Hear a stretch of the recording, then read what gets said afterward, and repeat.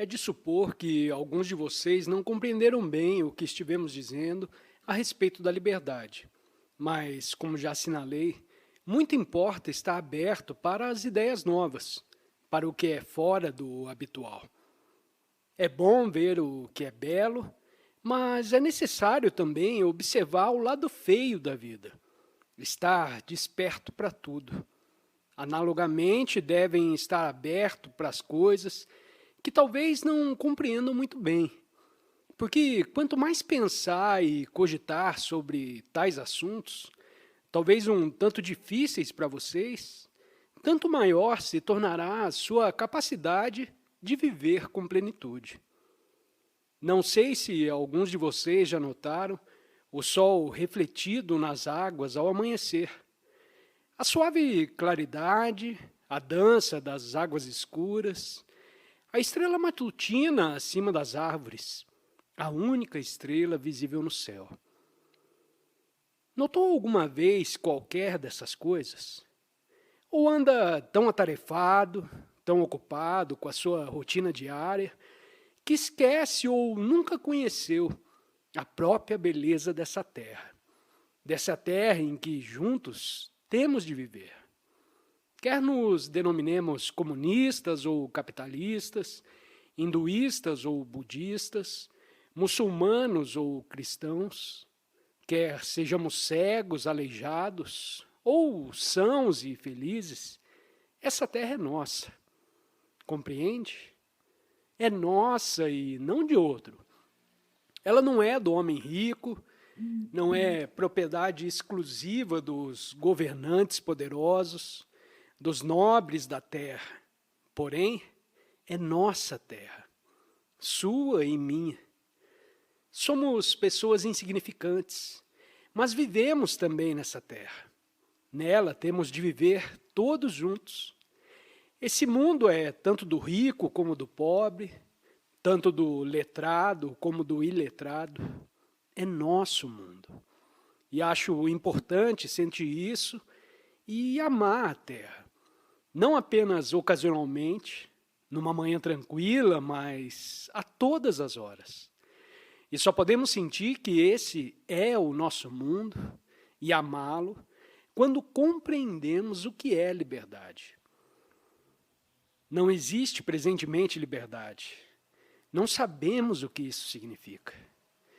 Gostaríamos de ser livres, mas se observar, notará que todos, o mestre, os pais, o advogado, o militar, o policial, o negociante, cada um em sua pequena esfera, está fazendo alguma coisa para impedir a liberdade. Ser livre não é meramente fazer o que te apraz ou fugir das circunstâncias externas que lhe tolhem, mas sim compreender todo o problema da dependência. Você sabe o que é dependência? Depende dos seus pais, não é verdade? Depende dos seus mestres, depende do cozinheiro, do carteiro, do leiteiro e etc. Essa espécie de dependência é facilmente compreensível, mas existe uma qualidade de dependência muito mais profunda e que é necessário compreender para se poder ser livre. O dependemos de outro para nossa própria felicidade. Sabe o que significa depender de alguém para sua própria felicidade? Não é a mera dependência física de outra pessoa que tanto se prende, porém a dependência interior, a psicológica, da qual recebe sua suposta felicidade. Porque quando depende de alguém dessa maneira, você se torna um escravo. Se quando ficar mais velho, depender emocionalmente de seus pais, ou de sua esposa ou marido, de um guru, ou de uma ideia, aí já estará em começo a escravidão. Não compreendemos isso e, no entanto, quase todos nós, principalmente os mais novos, desejamos ser livres. Para sermos livres, temos de nos revoltar contra toda a dependência interior. E não podemos nos revoltar se não compreendemos Porque somos dependentes. Enquanto não compreendermos bem a dependência interior e dela não nos libertarmos, nunca seremos livres. Porquanto só nessa compreensão pode haver liberdade. Mas a liberdade não é mera reação. Você sabe o que é reação? Se digo alguma coisa que te ofende e te chamo de um nome feio e você se zanga comigo, isso é uma reação. Reação proveniente da dependência. E a independência é outra reação. Mas liberdade não é reação. Enquanto não compreendermos e ultrapassarmos a reação, nunca seremos livres. Você sabe o que significa amar alguém? Sabe o que significa amar uma árvore, uma ave, um animal de estimação, ao ponto de cuidarmos com desvelo do ser que amamos, nutri-lo, acarinhá-lo, embora ele nada nos dê em troca, embora a árvore não nos dê sombra, o animal não nos siga os passos e não dependa de nós. Os mais de nós não amamos dessa maneira. Em verdade, não sabemos o que isso significa. Porque nosso amor é sempre cercado de ansiedade, de ciúme, de medo.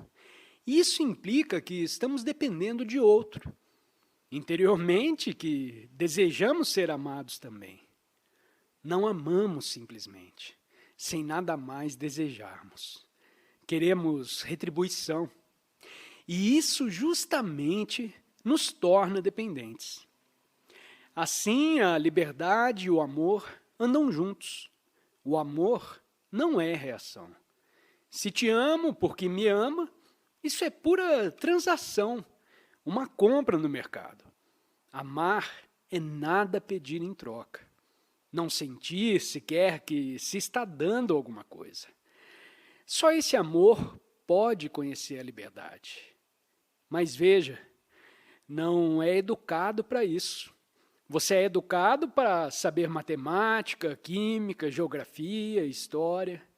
E aí termina a sua educação. Porque o único empenho de seus pais é te ajudar a obter um bom emprego e a ter êxito na vida. Se tem dinheiro, talvez te mandem para o estrangeiro.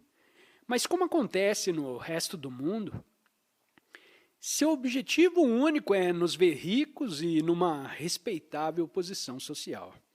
E quanto mais alto subir, tanto mais sofrimentos causará aos outros. Porque para galgar posições terá de competir, de ser cruel. Por isso os pais mandam os filhos para as escolas, onde se estimule a ambição, onde não haja amor. Por isso uma sociedade como a nossa está sempre em declínio, em luta constante. E embora os políticos, os juízes, os nobres da terra falem de paz, isso nada significa.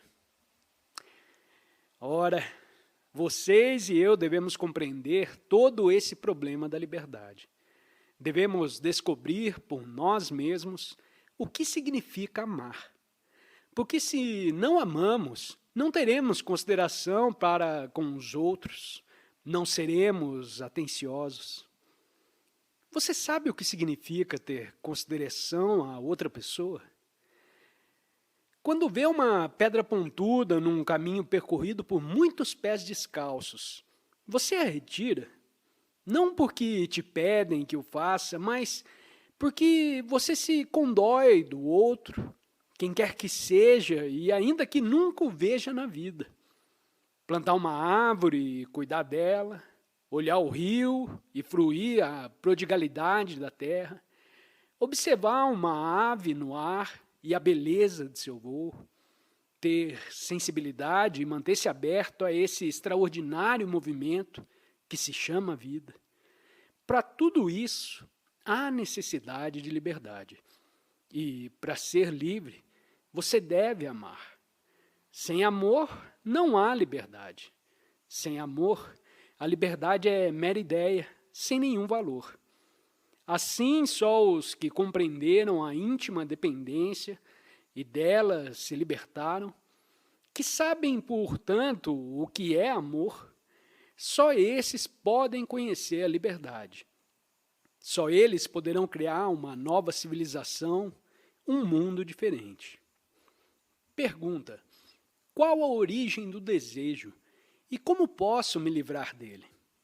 Resposta: um jovem está fazendo essa pergunta. Por que deveria ele se libertar do desejo? Compreende? Lhe disseram que ser livre de desejos é uma das maiores virtudes e que, livre do desejo, ele poderá realizar Deus, ou como quer que se chame essa realidade fundamental. Por isso pergunta: qual a origem do desejo e como posso me livrar dele? Mas a própria ânsia de ficar livre do desejo faz parte ainda do desejo, não é verdade? É com efeito inspirada pelo medo. Qual a origem, a fonte, o começo do desejo? Você vê uma coisa atraente e a deseja. Vê um carro, um barco e deseja possuí-lo. Ou deseja alcançar a posição de um homem rico, ou se tornar um sannyasi. É esta a origem do desejo. Ver, tocar, do que provém uma sensação e dessa sensação o desejo. Reconhecendo que o desejo causa conflito, você se pergunta: como posso me livrar do desejo? Assim, o que deseja verdadeiramente não é estar livre do desejo, porém estar livre da inquietação, da ansiedade, do sofrimento causado pelo desejo. Deseja estar livre dos amargos frutos do desejo e não do próprio desejo.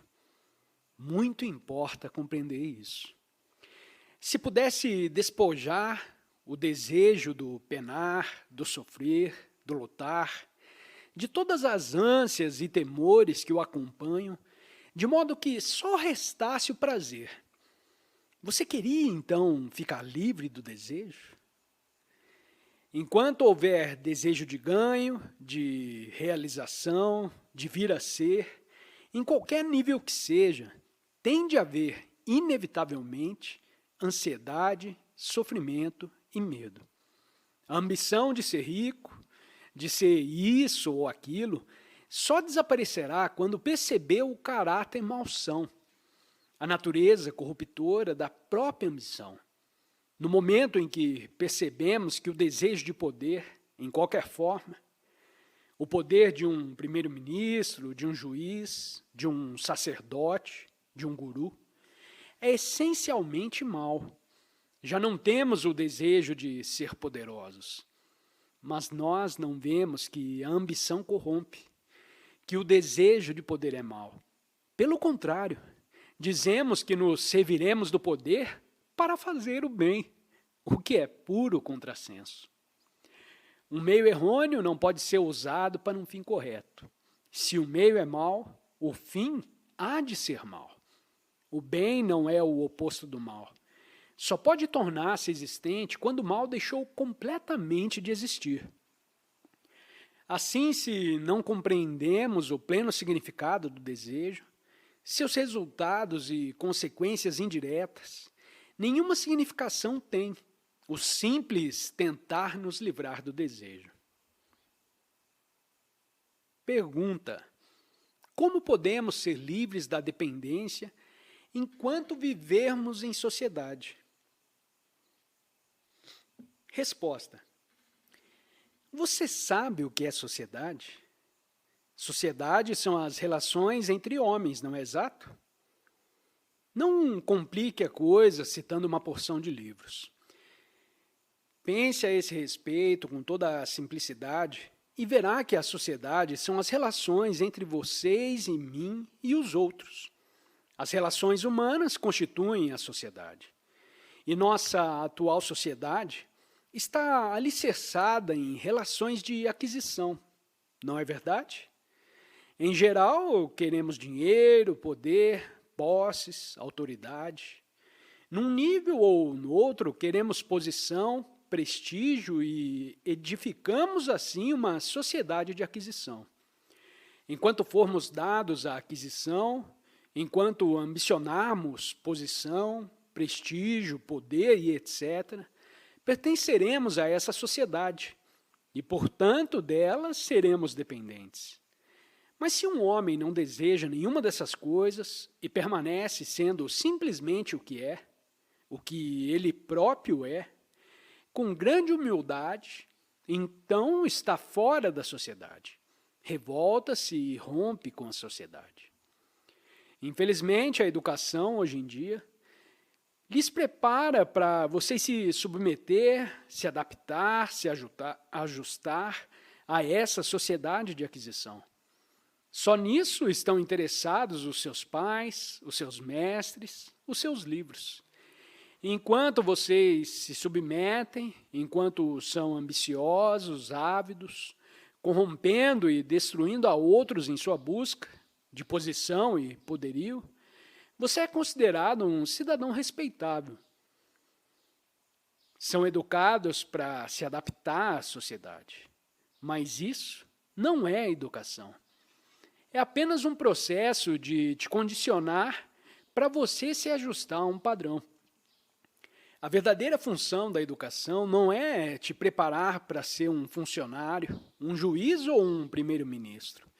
Porém, te ajustar a compreender toda a estrutura dessa sociedade corrompida e te permitir crescer em liberdade, de modo que seja capaz de quebrar todas as prisões e criar uma sociedade diferente, um mundo novo.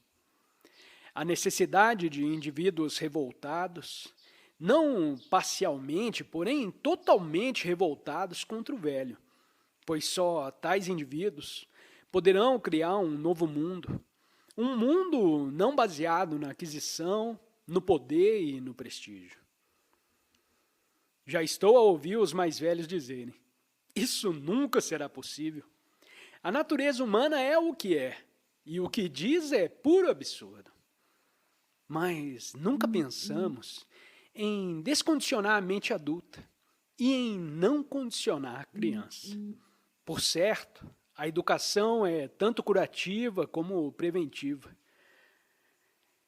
Vocês, estudantes mais velhos, já estão moldados, condicionados, já são ambiciosos. Desejam ter êxito como seu pai, como seu chefe ou outro qualquer. Assim, a verdadeira função da educação é não só te ajudar a descondicionar-se, mas também te ajudar a compreender o inteiro processo do viver dia por dia, para que possa crescer em liberdade e criar um novo mundo, um mundo totalmente diferente do atual. Infelizmente, nem os pais, nem os mestres, nem o público em geral estão interessados nisso. Eis porque a educação deve ser um processo de educar tanto o educador como o estudante. Pergunta: por que lutam os homens? Resposta: porque brigam os meninos. Vocês brigam às vezes com seu irmão ou com outros companheiros, não? Por quê? Briga por causa de um brinquedo. Outro menino levou a sua bola ou o seu livro e por isso você briga. Os adultos lutam exatamente pela mesma razão. E a diferença é só que os seus brinquedos são posição, riqueza e poder. Se você deseja poderio, e eu também quero poderio, lutamos. E é também por isso que as nações se guerreiam. Veja como é simples isso. Mas acontece que os filósofos, os políticos e as chamadas pessoas religiosas o tornaram complicado. É uma grande arte ter abundância de conhecimento e de experiência, conhecer as riquezas da vida, a beleza da existência, as lutas, as aflições, os risos, as lágrimas, e ao mesmo tempo saber conservar a mente muito simples. e só pode ter uma mente simples quando sabe amar. Pergunta: o que é ciúme? O ciúme implica insatisfação com o que é e inveja a outros, não é verdade? O próprio descontentamento com o que você é o começo da inveja. Deseja se igualar a outro que tem mais conhecimentos, ou que é mais belo, ou que possui uma casa maior, ou que tem mais poder, uma posição melhor do que a sua. Deseja ser mais virtuoso, deseja saber meditar melhor, deseja alcançar Deus, ser diferente do que é. Por essa razão você é invejoso e ciumento. A compreensão do que é dificílima. Portanto, requer que esteja completamente libertado do desejo de mudar o que é para outra coisa. O seu desejo de mudança gera inveja, ciúme. Ao passo que na compreensão do que há uma transformação do que você é. Mas veja, sua educação te impele a procurar ser diferente do que é. Quando tem ciúme, vocês dizem, ora, não seja ciumento, isso é terrível. E assim, luta para não ser ciumento. Mas esse próprio lutar faz parte do ciúme. Porquanto significa que deseja ser diferente. Uma linda rosa é uma linda rosa. Mas nós, entes humanos, fomos dotados da capacidade de pensar e pensamos erroneamente. Saber como pensar exige muita penetração, compreensão, mas saber o que pensar é relativamente fácil. Nossa atual educação consiste em nos ensinar o que pensar. Ela não nos ensina como pensar, como penetrar, como explorar. É só quando tanto o mestre como o estudante sabem pensar que a escola é digna de seu nome. Pergunta: por que nunca estou satisfeito com alguma coisa? Resposta: é uma menina que está fazendo essa pergunta, e estou certo de que não lhe foi soprada por outro. Com sua pouca idade, deseja saber por que nunca está satisfeita. E vocês, adultos, o que dizem a respeito disso? É sua obra. Criaram este mundo em que uma menina tão pequena pergunta por que nunca está satisfeita com alguma coisa. Vocês são tidos por educadores, mas não viram que a tragédia está aí. Costuma meditar, mas estão embotados, cansados, interiormente mortos. Porque nunca estão satisfeitos os entes humanos. Não é porque estão em busca da felicidade e porque pensam que, pela constante variação, serão felizes?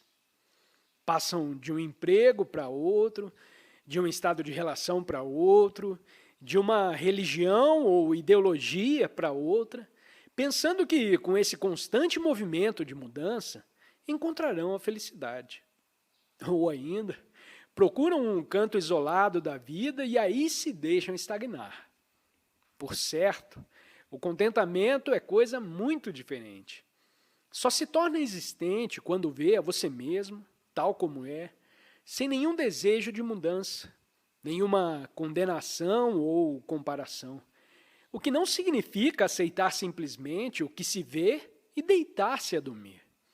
Mas quando a mente já não está comparando, julgando, avaliando, e portanto, de ver o que é, de instante em instante, sem desejar alterar, nesse próprio percebimento se encontra o eterno.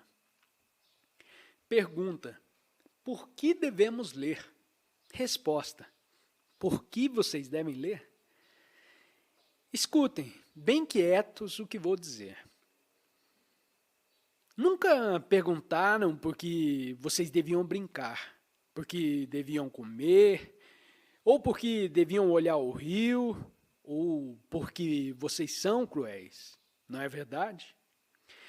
Vocês só se rebelam e perguntam porque devem fazer uma certa coisa quando não gosta de fazê-la. Mas o ler, o brincar, o ser cruel, o ser bom, o ver o rio, as nuvens, tudo isso faz parte da vida. E se não sabe ler, se não sabe andar, se não sabe apreciar a beleza de uma folha, não está vivendo. Devem compreender a totalidade da vida e não apenas uma parte dela. É por isso que deve ler, que deve olhar para o céu. É por isso que deve cantar e dançar e escrever poesias, e sofrer e compreender, porque tudo isso é a vida. Pergunta: o que é timidez? Você não se sente acanhado ao ver um estranho? Não se sente acanhado ao fazer essa pergunta? Não se sentiria acanhado se, como eu, estivesse sentado nesse local aqui a discursar? Não sente uma certa perturbação, um certo embaraço, um desejo de ficar imóvel, quando você se depara subitamente a uma bela árvore, uma flor delicada, uma ave deitada em seu ninho? É bom ser acanhado, mas na maioria dos casos o acanhamento denota que a pessoa está cônscia de si própria. Quando nos vemos em presença de uma pessoa importante, se uma tal pessoa existe, nós nos tornamos cônscios de nós mesmos. Pensamos, como é importante esse homem, como é notável, e eu não sou ninguém. Por isso uma pessoa se torna acanhada, ou seja, cônscia de si própria.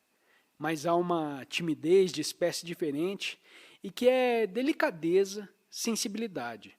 Nestas, não há consciência da própria pessoa.